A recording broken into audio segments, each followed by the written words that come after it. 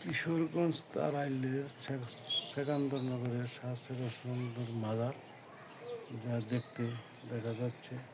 এখানে কোনো উরুষ হয় না, কোনো হই হল্লা, বাদ্যযন্ত্রে কোনো সারা শব্দ নেই, নীরব, খুব ঠান্ডা এবং নীরব এখানে জায়গা।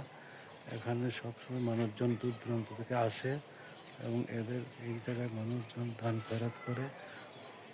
মাজারটি খুবই সুন্দর এবং নীরবতার জন্য বাংলাদেশে মনে হয় একটি মাত্র মাজার যেখানে কখনো কোনো হইহল্লা অনুষ্ঠান, কোনো বাজে কোনো কাজ হয় না। দেখতে খুব সুন্দর। বিভিন্ন এখানে শাহ সুলতান সাহেবের সাথে শাহ সেকান্দর এসেছিলেন বাংলাদেশে। তারা ধর্ম প্রচার করার জন্য আসছিল। সেই অনুসারেই এখানে সে অবস্থান করেছিলেন।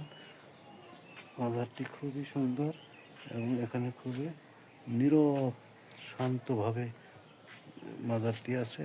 এখানে কখনোই কোনো অনুষ্ঠান বা হই হল্লা হয় না।